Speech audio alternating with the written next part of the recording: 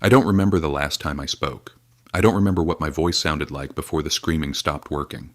What I do remember every single day is the cold metal of the cage floor, the taste of blood in my mouth, and the feeling of 3 tiny heartbeats inside me that nobody else knows about. My name is Ash. I'm 24 years old. I'm mute. And for 6 months I've been protecting the most dangerous secret in the kingdom. This channel is for people who feel everything deeply. So subscribe and stay, because tomorrow I'm bringing you another story that'll wreck you in the best way. And now, let me tell you mine. The cage is small, 4 feet by 6 feet, just tall enough that I can sit up but not stand. They built it that way on purpose. Vincent Crane, the man who took me, understands psychology. Understands that taking away someone's ability to stand, to stretch, to move freely, breaks something that chains alone can't reach.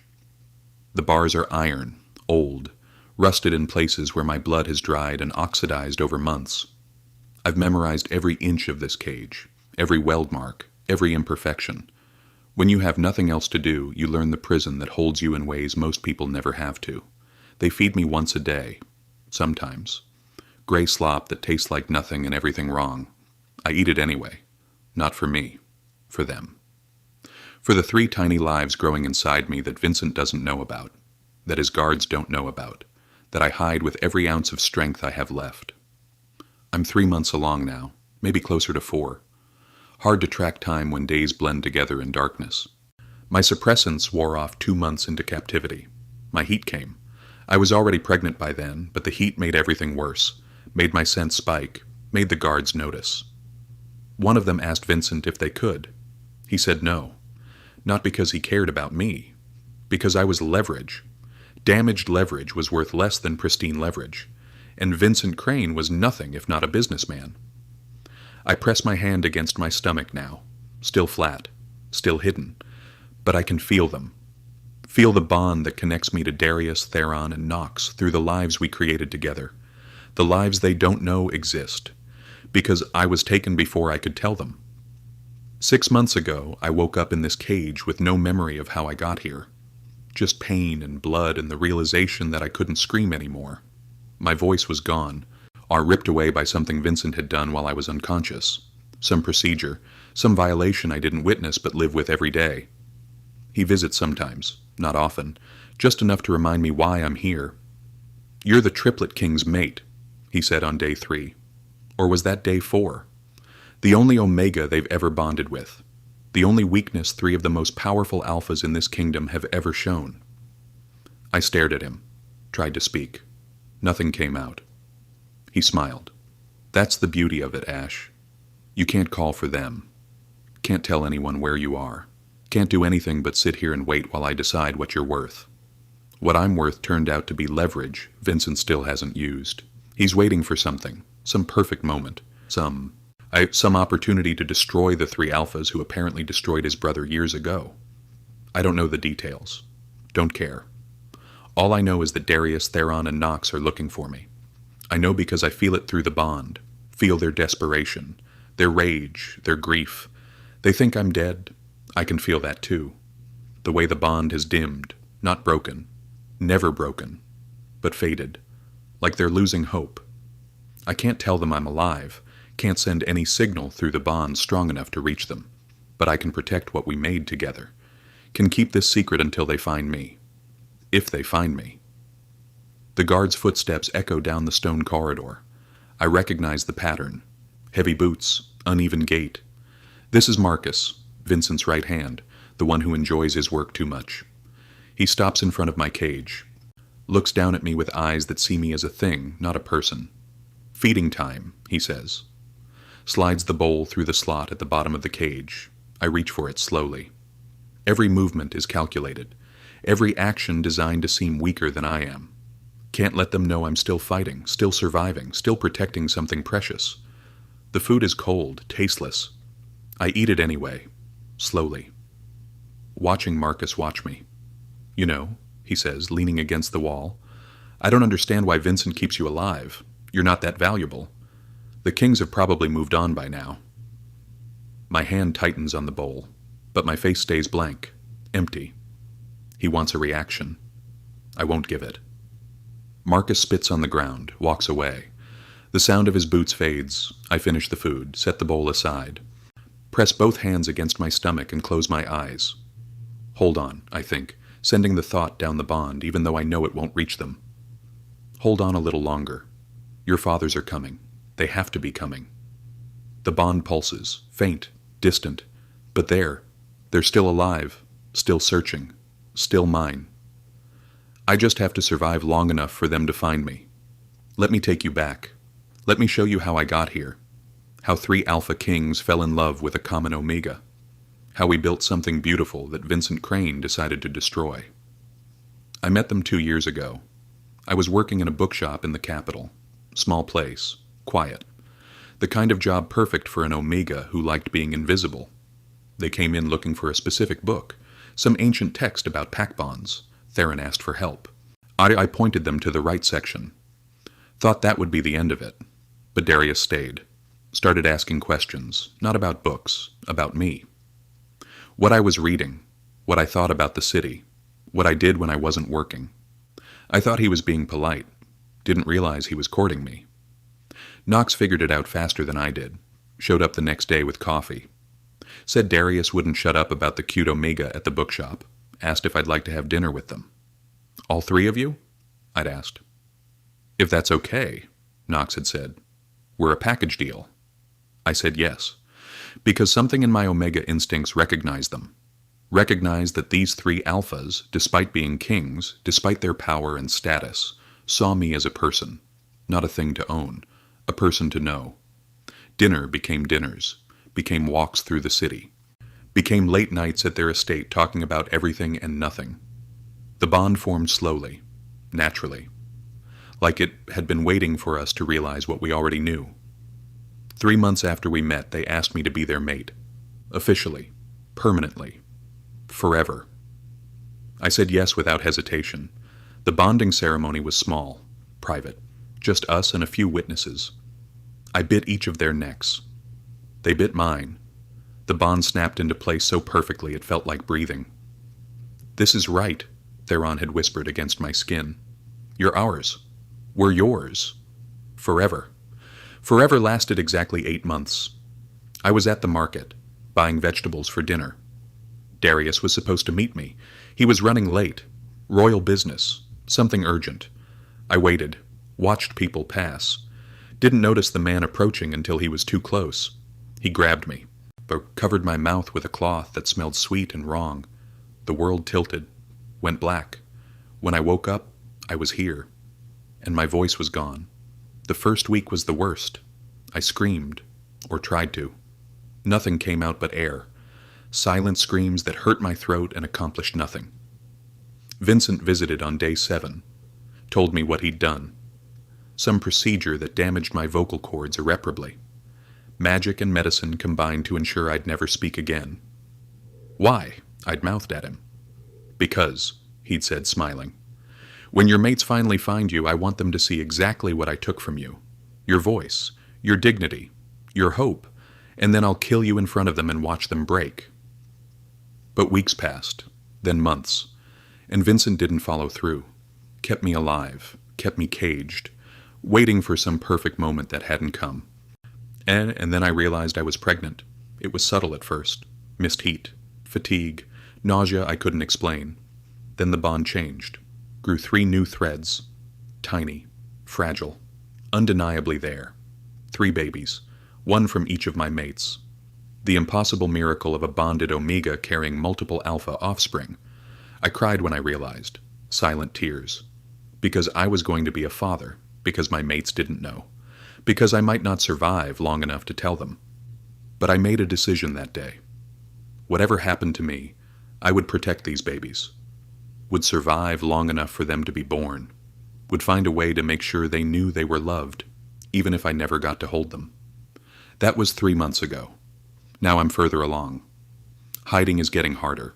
My body wants to nest, wants to prepare, wants to do all the things pregnant Omegas do. Instead, I sit in a cage and eat slop and count the days until someone notices. The worst part isn't the cage, isn't the torture. It's feeling my mates through the bond, feeling their grief, their guilt, their slowly fading hope. Darius thinks it's his fault. I can feel it. The way he blames himself for being late that day, for not protecting me. Theron has thrown himself into searching, works 18-hour days following every lead, most of them dead ends. Knox is the one holding them together, keeping them functional, keeping them from falling apart completely. But they're dimming, all three of them, like candles running out of wick. I want to scream at them through the bond, want to tell them I'm alive, that they're going to be fathers, that they need to keep searching because I'm here. I'm here and I need them, but I can't. The bond only carries feelings, not words, and all I can send is love, desperate, helpless love. Sometimes I wonder if that's worse. If feeling my love through the bond while thinking I'm dead is crueler than just letting them believe I'm gone. But I can't stop, can't dim my side of the bond, because if I do, they'll assume I'm truly gone, and they'll stop looking. So I stay bright, stay present, stay loving, and hope it's enough. Marcus returns with Vincent, I can tell by the footsteps. 2 sets, one heavy and uneven, one measured and cold. They stop in front of my cage. Vincent crouches down, studies me like I'm an interesting specimen. "You're looking thin," he says. "Are we not feeding you enough?" I stare at him. Don't respond. Can't respond. His eyes narrow, then he smiles. "That's right. You can't answer." How convenient. He stands, paces, comes back. "I've been thinking, Ash. Maybe it's time to finally use you. Send your mates a message. Let them know you're alive. Let them come running to rescue you." My heart stops. "And then when they get here," he continues, "I'll kill you in front of them. Film it. Make sure they watch you die, knowing they were too late." That should destroy them nicely, don't you think? My hand moves to my stomach before I can stop it. Just a flutter, just instinct. But Vincent sees. His eyes lock onto the movement. Then slowly, deliberately, he looks at my stomach, at the cage, at me. "Stand up," he orders. I can't.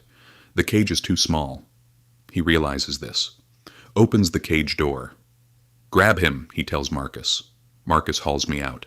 Ace holds me upright while my legs shake from disuse, from months of sitting. Vincent steps closer, lifts my shirt. The bump is small. So small. But it's there. Undeniable. Vincent's face goes through several expressions. Surprise. Realization. Then something that looks almost like glee. "Oh, Ash," he says softly. "This is perfect. This is so much better than I planned." "No. No, no, no." He steps back, looks at Marcus. "The Omega is pregnant, with the king's heirs." Marcus's eyes widen. "This changes everything," Vincent continues. "This makes him infinitely more valuable. We're not killing him anymore. We're keeping him until those babies are born. And then we're taking them." My vision goes red, goes dark, goes desperate. I lunge, can't help it, can't stop it. Maternal instinct overriding everything else. My fists connect with Vincent's face. Once, twice. Before Marcus yanks me back. Throws me into the cage so hard my head bounces off the bars. Pain explodes. The world tilts. The last thing I hear before darkness takes me is Vincent's voice, cold and delighted. "Lock it down. Maximum security. No one touches him. Those babies are going to buy us a kingdom." Then nothing. I wake to pain. My head throbs. My back aches. But worse than any physical pain is the knowledge that Vincent knows. He knows about the babies. And he's going to take them. I curl around my stomach protectively, press my forehead against the cold bars. And for the first time in months I let myself break down completely. Silent sobs rack my body. Tears stream down my face. My hands shake as I hold myself together. This was supposed to be a secret I could protect. Supposed to be something Vincent couldn't take from me. Now it's his leverage, his prize, his weapon against the 3 alphas who are still searching for me. I don't know how long I cry. Time has no meaning in this dark place, but eventually the tears stop. The despair settles, and something else rises. Rage, pure, focused, maternal rage. Vincent thinks he can take my babies, thinks he can use them as bargaining chips, thinks I'll sit in this cage and let it happen. He's wrong. I'm a bonded Omega. I've been through more in 6 months than most people survive in a lifetime, and I'm carrying 3 lives that depend on me. Vincent Crane has no idea what he's unleashed. I press my hand against my stomach, feel the 3 tiny heartbeats, feel the bond pulsing stronger now, fueled by my rage. And I send everything I have down that bond, every ounce of love, desperation, and fury. I send it screaming toward my mates. Find me, I think, with everything I am. Find me now, before he takes them, before it's too late. The bond flares, burns, pulses with intensity I haven't felt since I was taken. And somewhere far away, I feel 3 alpha hearts stop. They felt it. They heard me. They're coming. I just have to survive long enough. 3 days pass. Vincent doesn't visit. Marcus brings food but doesn't speak. The guards change shifts like clockwork. But something is different. I can feel it. A tension in the air. A preparation. They're expecting someone. On the 4th day, everything changes. It starts with shouting, distant, echoing down the corridors. Then gunfire, the sharp crack of weapons discharging. The guards in my section look at each other, uncertain. Then chaos erupts. The door at the end of the corridor explodes, literally explodes. Splinters and smoke and 3 massive figures charging through. Darius, Theron, Knox, my mates. They move like a single entity, taking down guards with brutal efficiency, no hesitation, no mercy, just pure alpha fury unleashed. I grab the cage bars, try to make sound, any sound. Nothing comes out. But Darius's head snaps toward me anyway, like he felt me looking. Our eyes meet. Everything stops. He's across the room in seconds, hands on the cage bars, eyes scanning me frantically. Ash. His voice breaks on my name. Oh God. Ash. Theron and Knox appear beside him, all 3 of them staring at me like they're seeing a ghost. We thought you were dead, Theron says. His hands are shaking. The bond went so quiet we thought. I shake my head, press my hand against the bars, against Darius's hand on the other side. He's alive, Knox says. He's alive. Get this cage open. Now. Darius rips the door off its hinges. Actually, rips it. Metal screaming, breaking. The moment the opening is large enough, I'm out. Falling into Theron's arms because my legs won't hold me. He catches me, buries his face in my neck, breathes me in like he's been drowning, and I'm air. We're here, he whispers. We're here. You're safe. You're safe now. Darius is touching my face, checking for injuries. His eyes are wet. Knox is examining the cage, the blood on the bars, the state of the room. His expression is murder. Who did this? Knox asks, voice deadly quiet. Who took you? I open my mouth. Remember, I can't speak. Reach for my throat instead. All 3 of them go still. Your voice, Darius whispers. They took your voice. I nod. The rage that floods the bond is volcanic, all 3 of them. Burning with fury so hot I can feel it in my bones. Where is he? Theron asks. Where's the person who did this? I point down the corridor, toward where Vincent's office is. Then that's where we're going, Knox says. And he's not surviving the conversation. Wait, I mouth. Try to sign. My hands are clumsy from disuse, but I need them to know. What? Darius asks. What is it? I take Theron's hand. Place it on my stomach. All 3 of them freeze. Theron's eyes go wide. His hand presses gently. Feeling. Is that? He starts. Can't finish. I nod. Place my other hand over his. Darius makes a sound. Something broken and overwhelmed.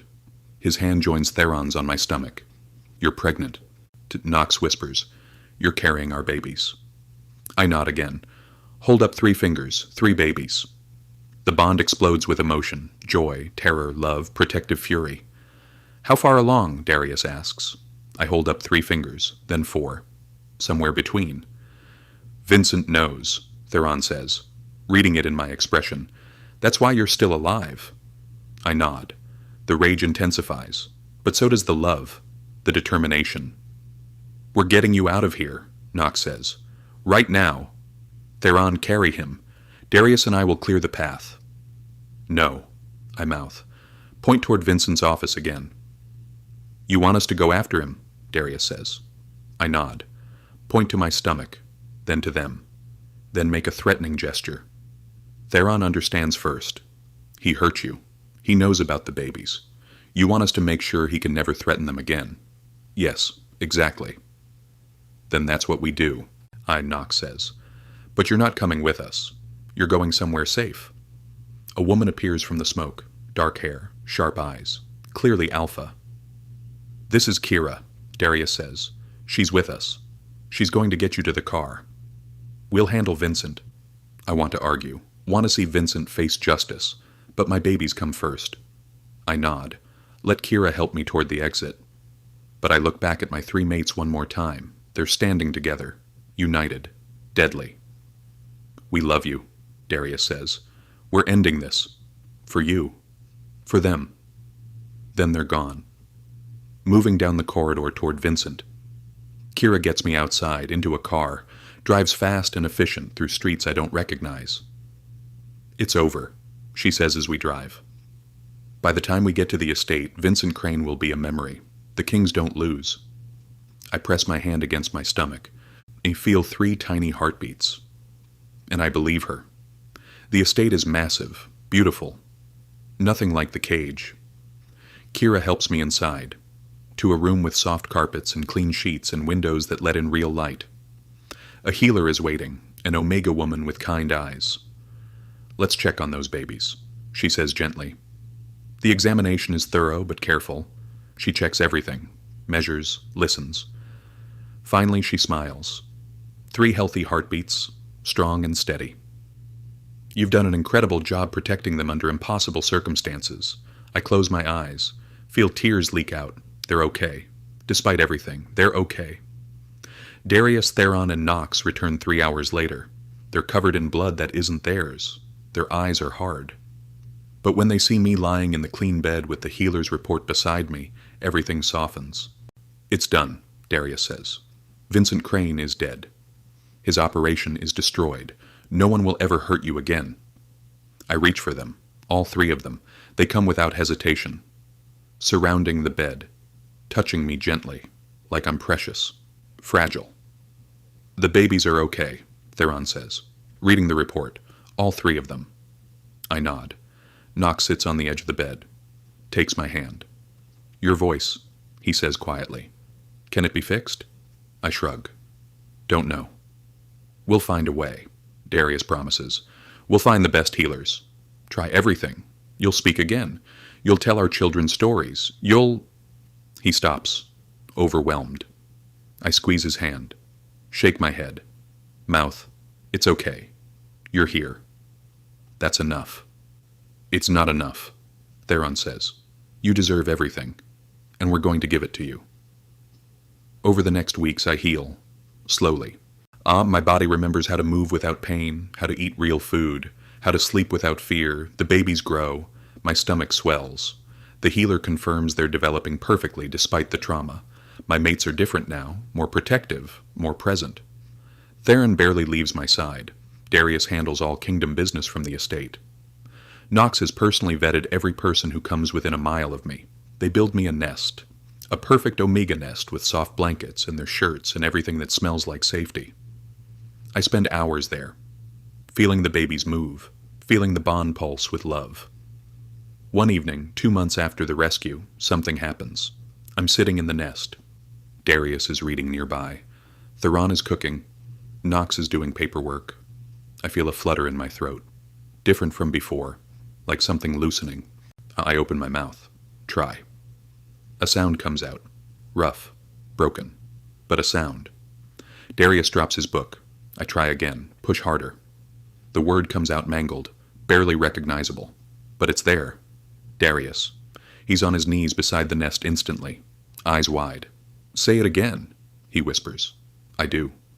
Clearer this time. Darius.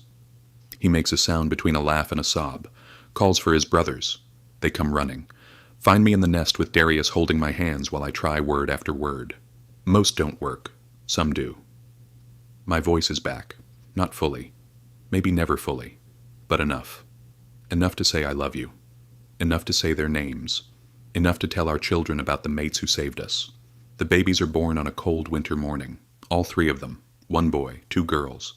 The labor's long, painful.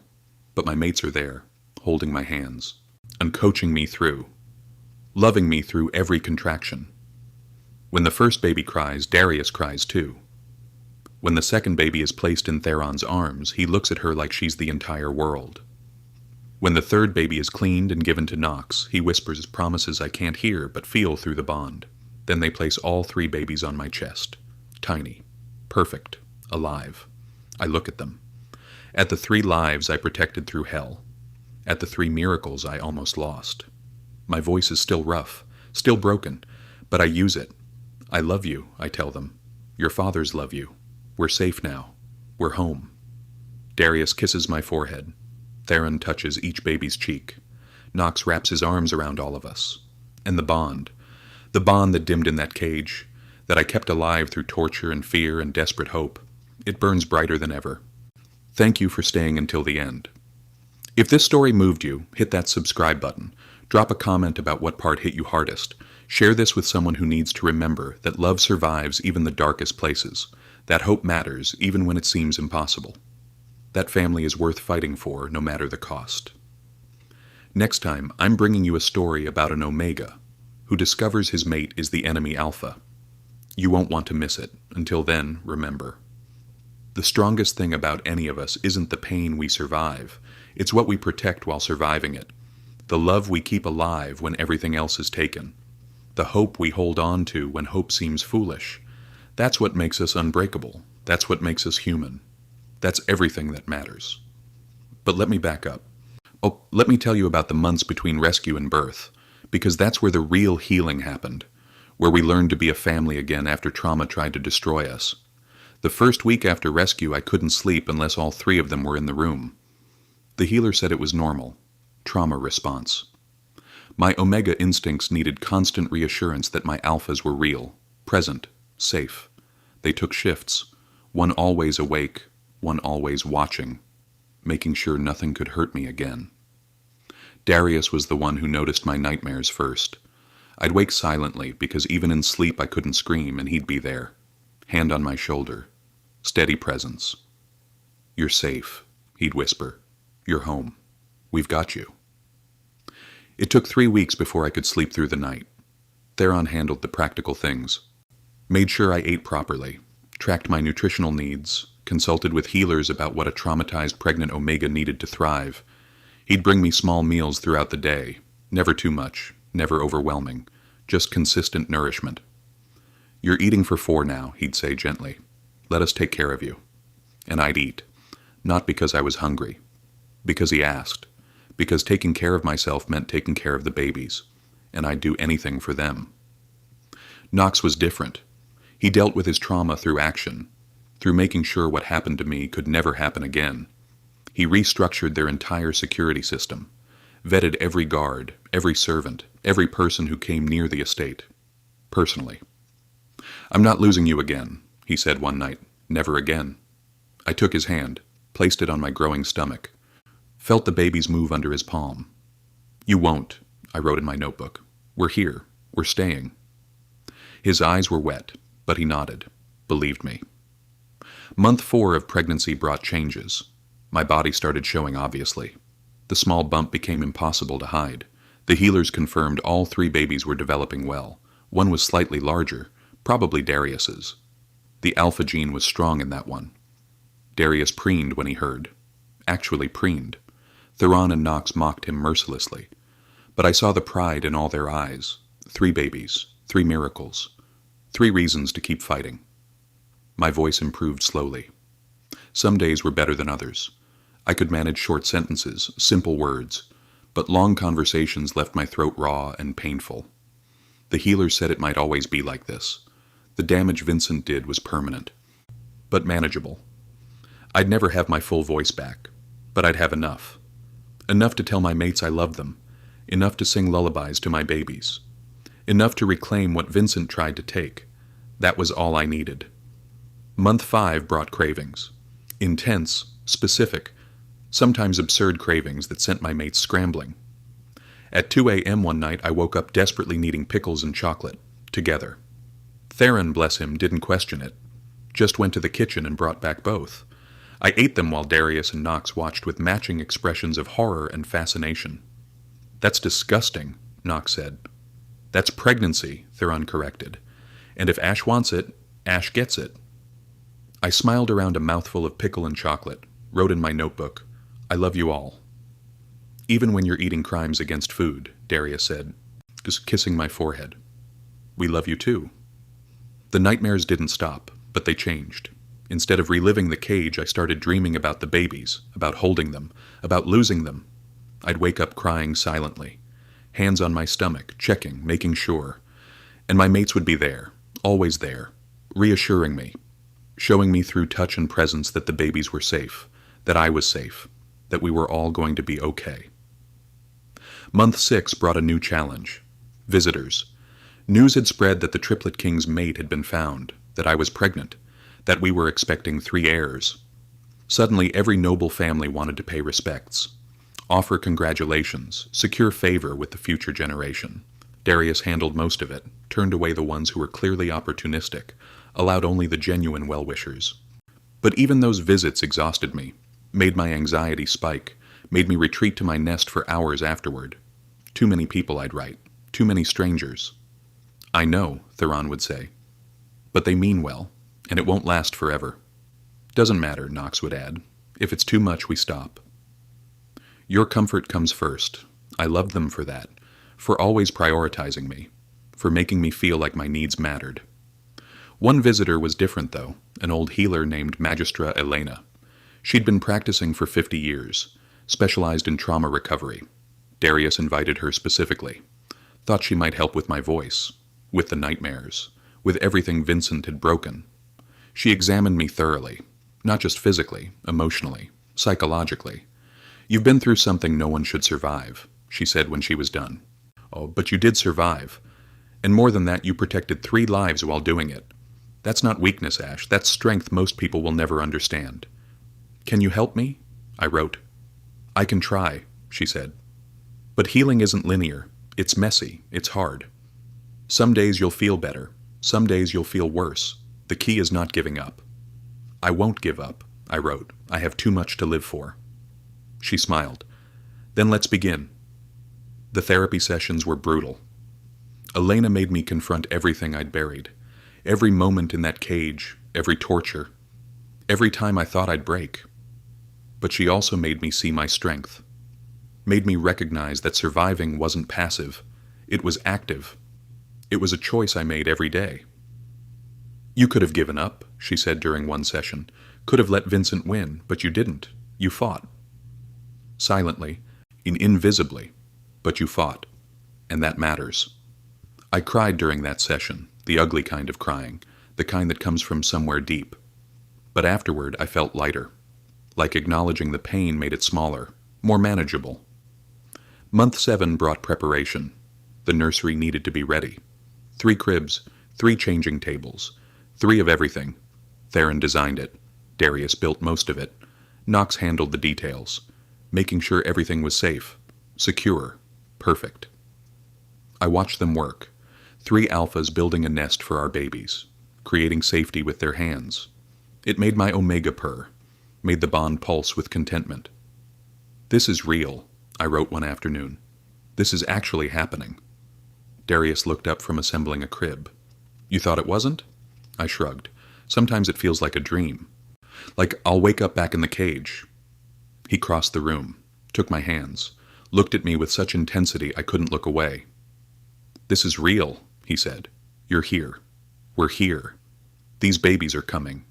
And we're going to love you through every moment of it. Understand? I nodded, believed him.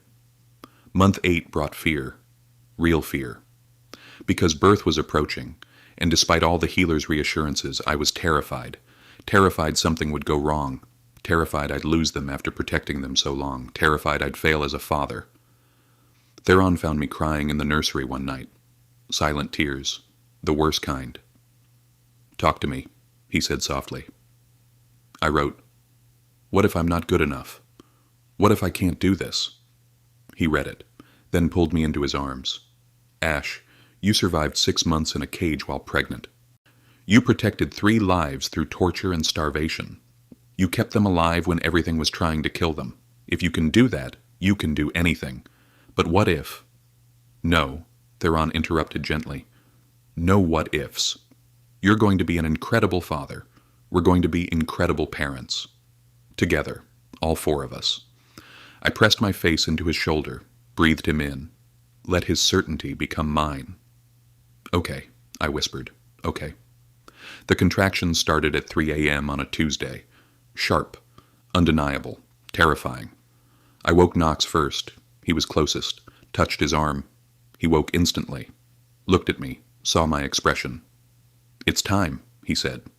Not a question. I nodded. What happened next was controlled chaos. Knox woke Darius and Theron. Darius called the healers. Theron prepared the room. Everyone moving with purpose.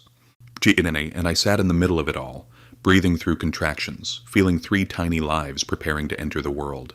The labor was long, longer than anyone expected. 18 hours of pain and pushing and exhaustion.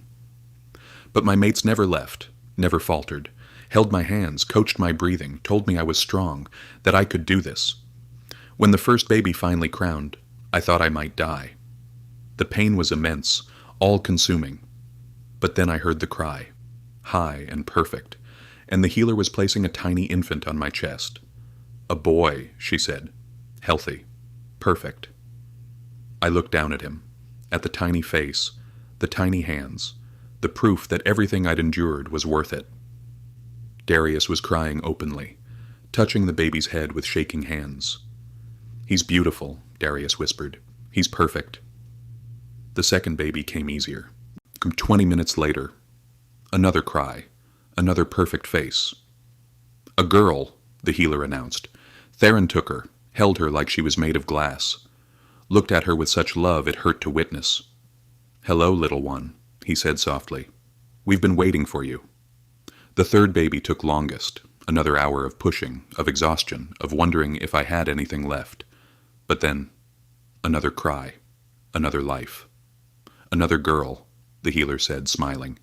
You did it, Ash. All 3 are here. Knox held her, looked at her, then at me. You're incredible, he said, voice thick.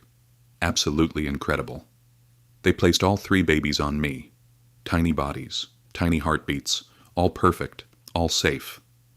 I looked at my mates, at the 3 alphas who'd saved me, who'd loved me, who'd given me this. We did it, I whispered, my voice rough but clear. We did it. And we had. Against everything, against all odds.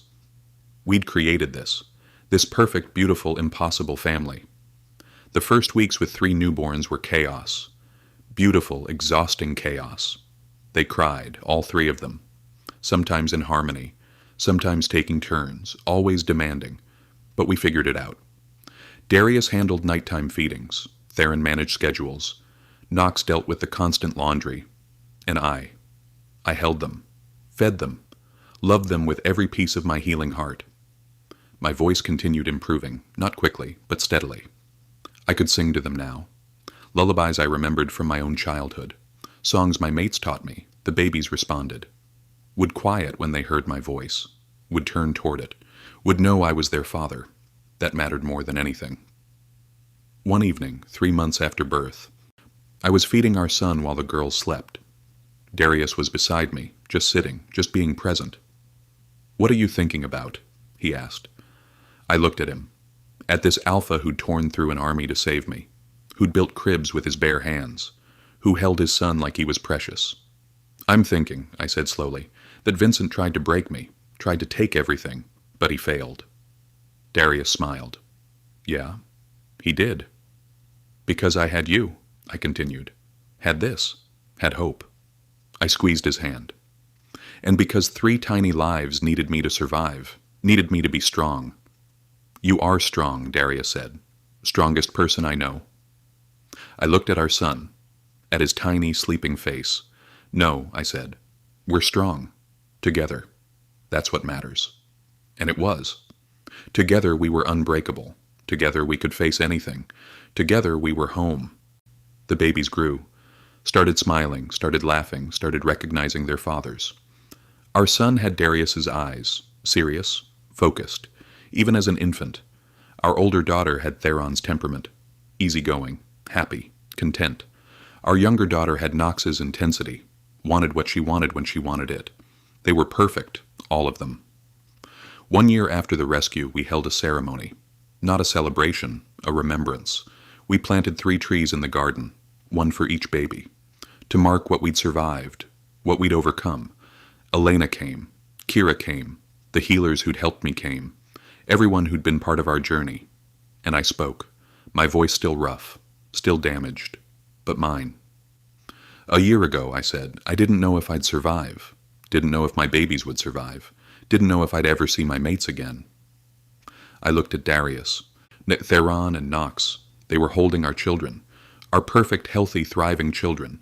But we did survive, I continued, because love is stronger than trauma, because family is worth fighting for, because hope matters even when everything seems dark.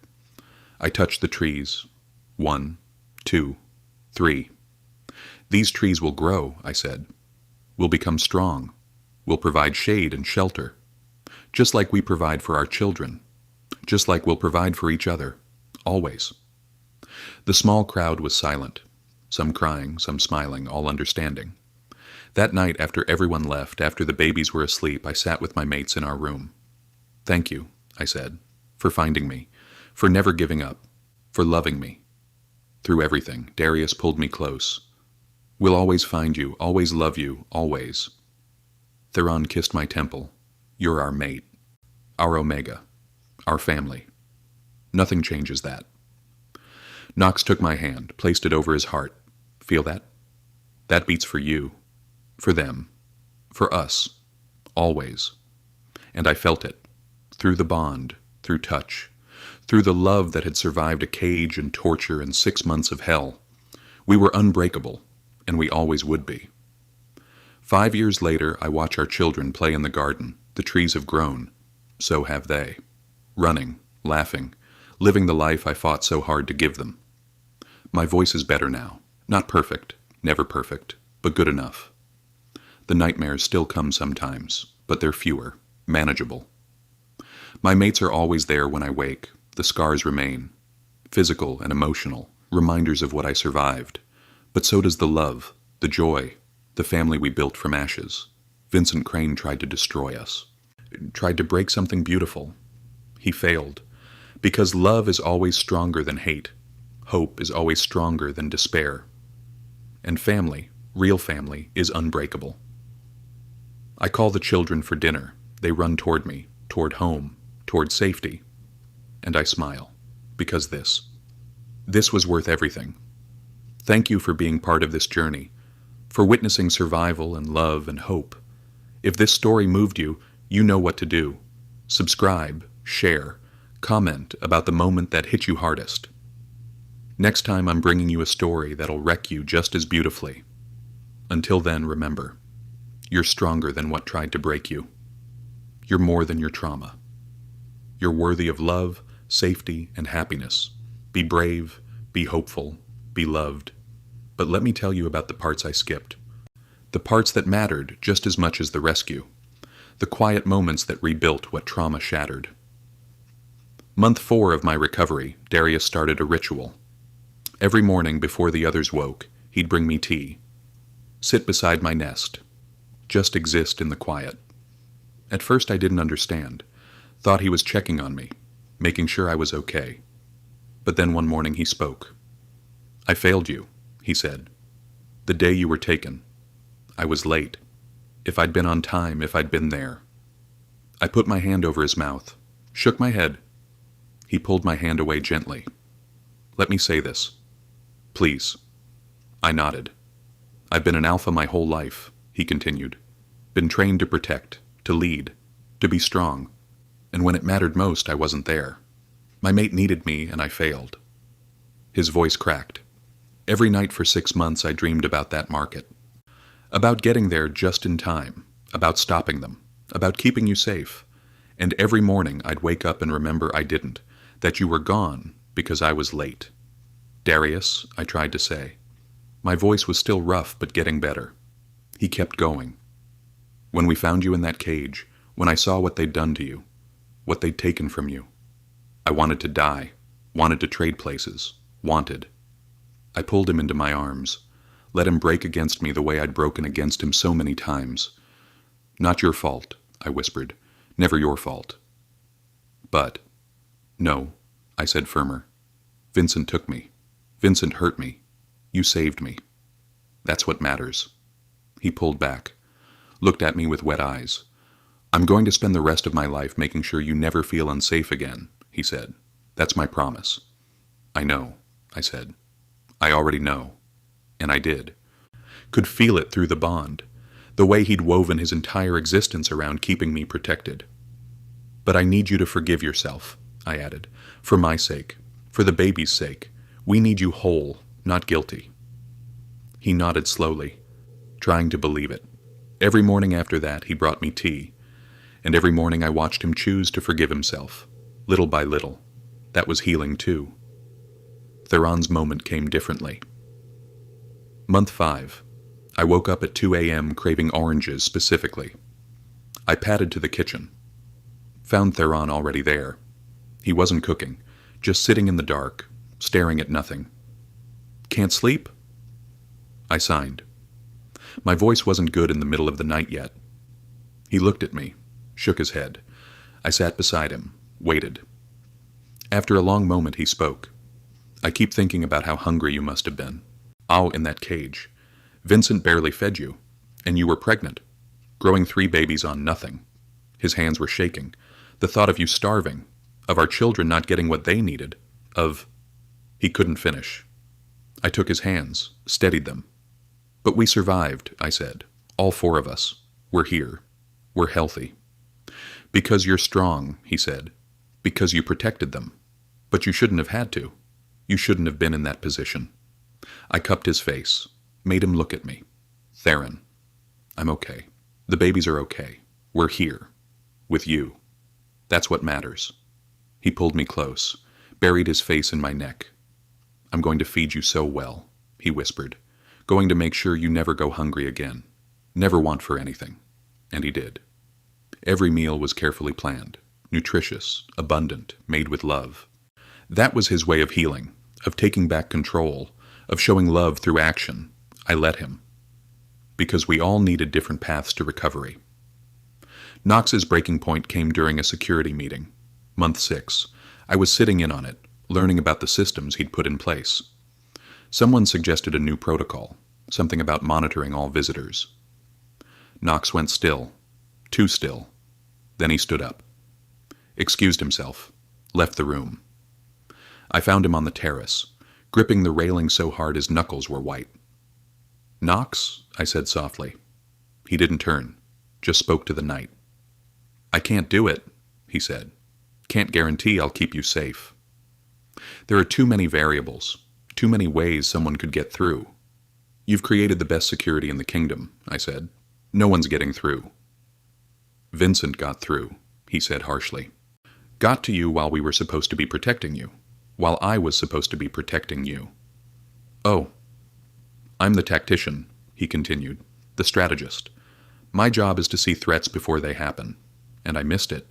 Missed the fact that Vincent was targeting you. Missed the kidnapping plot. Missed everything. He finally turned, looked at me with devastated eyes. How am I supposed to protect our children when I couldn't protect you? I walked to him, took his hand, placed it on my stomach where the babies were moving. Feel that? I asked. That's them. Safe. Healthy. Because you found me. Because you didn't stop looking. Because when it mattered most, you didn't fail. But Vincent surprised all of us, I interrupted.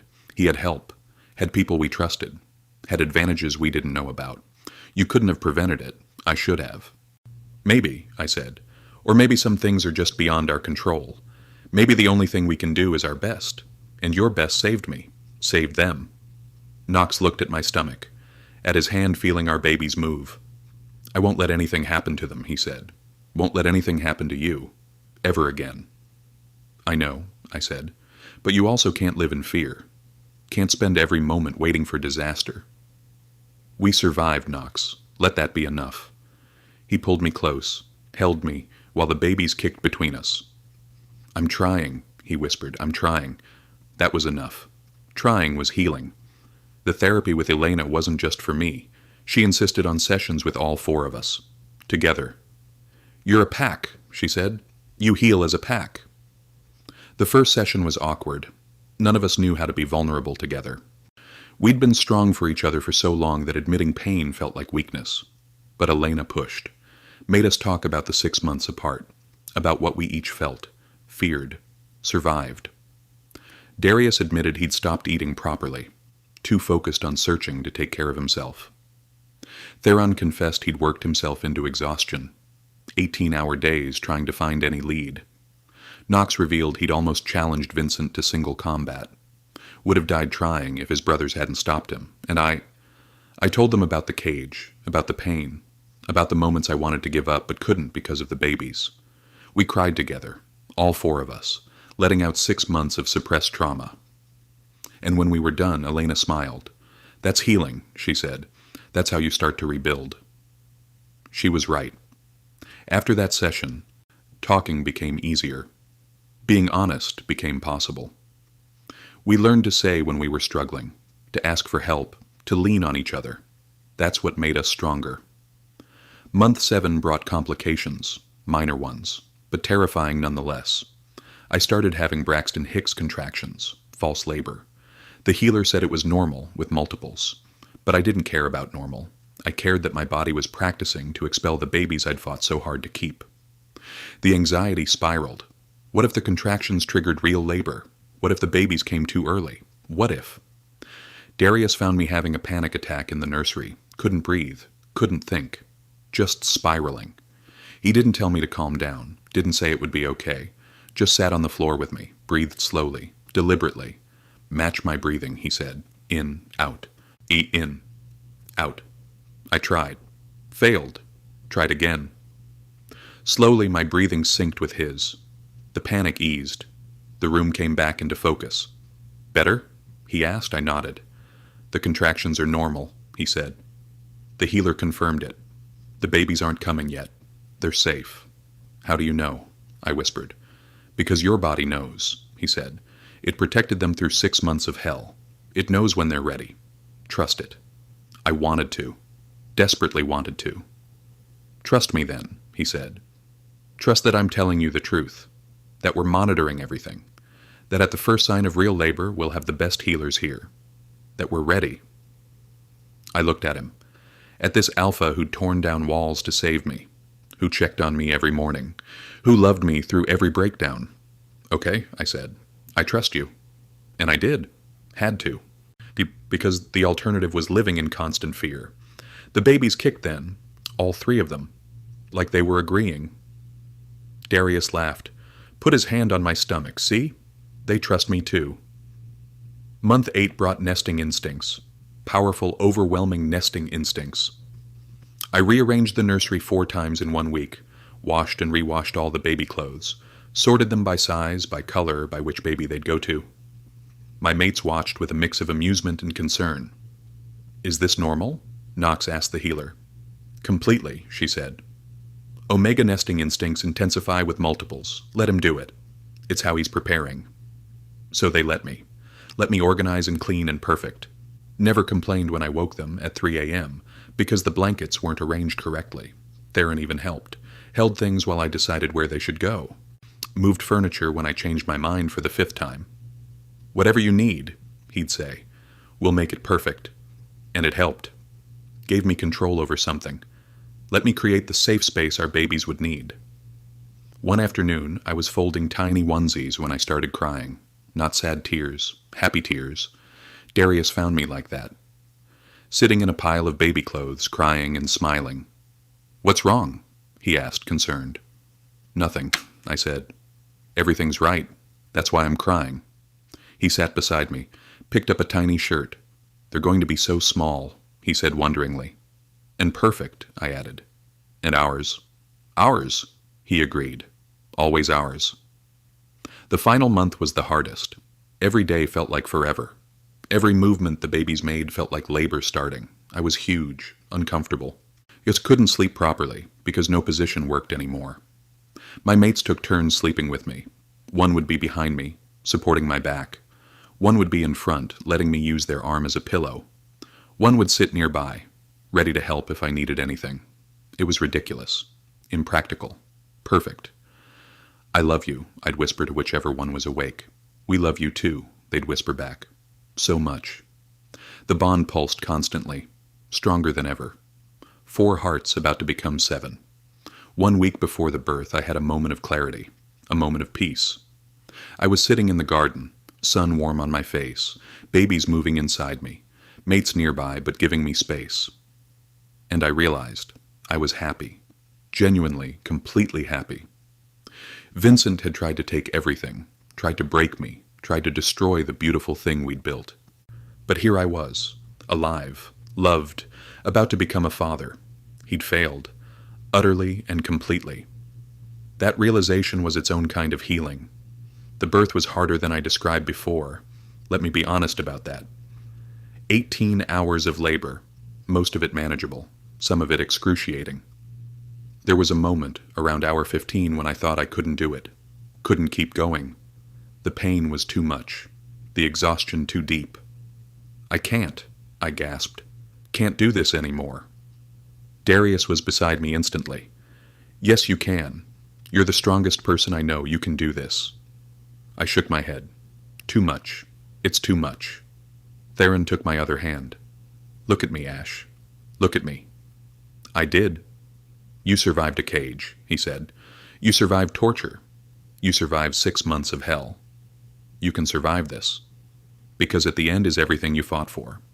Everything you protected. The babies," Knox added from my other side. "They're almost here. You just have to hold on a little longer." I wanted to argue, wanted to give up, but they were right. I'd come too far to stop now. So I pushed, and pushed, and pushed. And when that first baby cried, every second of pain was worth it. The immediate aftermath was chaos. 3 babies crying, healers moving, my mates overwhelmed and ecstatic. But there was a moment, brief, perfect. When they placed all 3 babies on me and the room went quiet. Just us, just our new family, just peace. I looked at each baby, memorized their faces, their tiny features, their perfect existence. Then I looked at my mates, at the 3 alphas who'd given me this, who'd fought for this, who'd loved me into healing. "We did it," I whispered. "We actually did it." And we had. Against all odds, despite everything. We'd survived and created life and built something beautiful. The first night with the babies was terrifying. They were so small, so fragile, so completely dependent. Every sound they made sent us into panic mode. Was that normal? Should we call the healer? Is something wrong? The healer, bless her, stayed the night. Walked us through everything. Feeding, changing, soothing, all of it. "You'll get used to it," she said. "Give yourselves grace. No one knows how to be a parent until they are one." "But what if we do it wrong?" Theron asked. "What if we mess them up?" She smiled. "You won't. You know why? Because you care enough to worry. That's half the battle." It helped. Knowing we weren't expected to be perfect. Just present. Month 1 of parenthood was survival. We existed on 2 hours of sleep. Took shifts feeding, changed what felt like millions of diapers. But we did it together. No one was left alone with all 3 babies. We tag-teamed everything. Darius handled morning shift. Theron took afternoons, Knox covered nights, and I was there constantly. Feeding, soothing, loving. My body healed slowly. The healer said multiple births took longer to recover from, but I was young, strong, determined. By month 2, I could walk without pain, could lift the babies without strain, could start feeling like myself again. My voice continued improving too. The babies responded to it, would turn toward me when I spoke, would calm when I sang. That was everything. Knowing my broken voice was enough for them. Month 3 brought smiles, real smiles, the kind that lit up their faces. Our son smiled first, at Darius, who immediately cried and called us all to see. "He smiled at me," Darius said, voice thick. "Our son smiled at me." "He did?" I confirmed, smiling myself. "He knows you're his father." And it was true. All three babies were starting to recognize us, to understand we were theirs, to love us back. Month 6 brought the first time all three babies slept through the night, simultaneously. We woke up in a panic. Something's wrong. They never all sleep this long. But no, they were just sleeping, growing, developing, being normal, healthy babies. We stood in the nursery, all 4 of us, watching them sleep. "We did good," Knox whispered. "They're happy." "Yeah," Theron agreed. "They are." "This is everything I wanted," Darius added. "Everything." I leaned into him. Me too. And it was. This messy, chaotic, perfect life. This family we'd built from ashes. This love that had survived trauma and come out stronger. 1 year after the birth, we had a quiet family day. No visitors, no responsibilities. Just us. We spent the morning in the garden, babies playing on blankets, mates relaxing nearby, sun warm, peaceful. I took a picture of it in my mind. This moment, this perfection. Because 5 years ago I was in a cage, alone, terrified, convinced I'd never see my mates again. And now here I was, surrounded by family, by love, by everything I'd fought to protect. Vincent tried to destroy us, tried to break something beautiful, tried to take everything, but love won, hope won, we won, and that's the ending that matters. Not the trauma, not the pain, not the 6 months in hell. The ending that matters is this: us, together, healed, happy, home. Thank you for witnessing this journey, for staying until the very end, for believing that love can survive anything, that hope matters even in darkness. That family is worth every fight. If this story moved you, let me know. Subscribe for more stories that'll remind you what matters. Share this with someone who needs hope, and remember, you're stronger than what tried to break you. You're worthy of love and safety and happiness. You're not defined by your trauma. You're defined by how you survive it. Be brave, be hopeful, be loved, always. 5 years after the rescue, 5 years after the cage, 5 years after I thought my life was over. I stand in the garden watching our children play. They're running between the trees we planted, the ones that mark their births, that symbolize survival and hope and everything we fought for. Our son, who we named Kieran, is teaching his sisters a game. He's gentle with them, patient. So much like Darius, it makes my heart ache. Our older daughter, Lyra, is laughing. That beautiful sound that means pure joy. She has Theron's easy happiness, his ability to find light in everything. Our younger daughter, Nova, is determined to climb a tree. She's fearless, bold. Every bit of Knox's intensity wrapped in a tiny body. "I love you," I call to them. My voice is rough still, damaged, but mine. And they know it. Respond to it. Love it. "Love you too, Papa." They chorus back. Papa, not Daddy, not Father. Papa. Because that's what feels right to them. To us. Darius comes up behind me, wraps his arms around my waist, pulls me back against his chest. "Happy?" he asks, always asking. So happy it scares me sometimes, I admit. He kisses my temple. "Don't be scared. This is real. This is ours. Nothing's taking it away." I lean into him. Let his certainty become mine. Theron and Knox join us, all 4 of us watching our children, our miracles, our proof that love survives everything. "Do you ever think about that day?" Theron asks quietly. "The day we found you?" "Every day," I say. "But not the way you think. What do you mean?" "I mean, I don't think about the cage, or the pain, or the fear. I think about the moment I saw you, the moment I knew I was saved, that we were saved. I look at each of them. That's what I remember. Not what Vincent did, but what you did. How you saved me. How you loved me back to life." Knox's hand finds mine, squeezes. "We just did what you would have done for us. Fought, refused to give up, loved without limits. The children call for us. Want us to play, want us to be present, want us to be family. We go, all 4 of us. Joining our babies in the grass, playing tag and making up rules and laughing until our sides hurt. This is healing, this moment, this joy. This proof that trauma doesn't get the final word. Love does, hope does, family does. That evening, after the children are asleep, I find myself in the nursery. looking at their empty cribs, remembering. Theron finds me there, sits beside me on the floor. Thinking about them, he asks. Always, I say. Can't help it. They're my world. Ours, he corrects gently. Our world. I smile.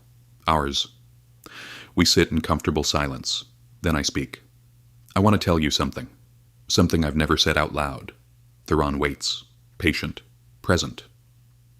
When I was in that cage, I write in my notebook. My voice isn't good enough for this yet. When I thought I'd die there, when I thought I'd never see you again, I made myself a promise. What promise? That if I survived, if I got out, if I ever got the chance to be a father, I would love them so completely that they'd never doubt it, never wonder, never feel unsafe. I pause, gather courage, because I was an orphan, before you, before this. I grew up wondering if anyone would ever choose me, love me, want me. I look at the cribs, at the proof that I'm loved, wanted, chosen, and I wanted our children to never feel that, to know from their first breath that they're loved, safe, home. Theron pulls me close. They know, they absolutely know. You make sure of it every day. Do I? I ask. Am I a good father? The best, he says without hesitation. You're patient and loving and present. You protect them without smothering them. You let them be themselves while guiding them. You're everything they need. I cry then. Happy tears, relieved tears, tears that come from finally believing I'm enough. Thank you, I whisper, for loving me, for choosing me, for making me believe I deserve this. Always, he says, always and forever. The next morning I wake early, before the children, before my mates, just me and the sunrise. I go to the garden, to the spot where the cage used to haunt my dreams, where Vincent's memory used to linger. But there's nothing there now. No ghosts, no pain, just flowers and trees and life. I breathe in, breathe out. Let the morning air fill my lungs. I survived. I'm here. I'm free. And more than that, I'm happy. Genuinely, completely, impossibly happy. Vincent wanted to break me, and wanted to take everything, but he lost, because love won, because hope mattered, because I refused to let him have the final word. I hear footsteps, turn to see all three of my mates approaching. They knew where I'd be. Know me well enough to understand I need this quiet moment, this acknowledgement. They stand beside me, not speaking, just being present. I take each of their hands, create a circle, just us. Thank you, I say. Voice rough but clear. For everything, for saving me, for loving me, for giving me a reason to survive. We should be thanking you, Darius says, for surviving, for protecting our children, for being stronger than anyone should have to be. We're all strong, I say, together. That's the key. Together. The children's voices call from the house, wanting breakfast, wanting parents, wanting family. We go. Together. Toward the life we built. The family we protected. The love we refused to let die. And as we walk, I think about how far we've come, how much we've survived, how much we've healed. Vincent tried to destroy us, tried to break something beautiful, but we're still here, still loving, still thriving. And that's the victory, not just surviving, but living, really living, with joy and purpose and love. That's what matters. That's what endures. That's everything. Later that week, a letter arrives from Elena, my therapist, the woman who helped me rebuild. It says, I'm proud of you. You've come so far. You've healed in ways I wasn't sure were possible. You've taken your trauma and transformed it into strength, into wisdom, into love. That's the greatest victory anyone can achieve. I keep the letter. May tuck it away somewhere safe, because on hard days, and there will still be hard days, I'll need the reminder. I'm strong, I'm healed, I'm loved, and I'm enough. Always have been, always will be. The children are 5 now, old enough to ask questions, to wonder about things. One evening, Kieran asks, Papa, why is your voice different from other people's?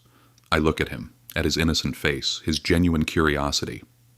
I was hurt once, I say, a long time ago, before you were born, and it damaged my voice. Does it hurt? Lyra asks. Not anymore, I say. It used to. But now it's just different. Special. I like it, Nova declares. It's your voice. It's you. My heart swells. Thank you, baby. I like it too now. Will you tell us the story? Kieran asks. About what happened? I look at my mates. They're watching. Letting me decide. Someday, I say, when you're older, I'll tell you about the scary things and the brave things and how love saved us all. Okay, Kieran accepts.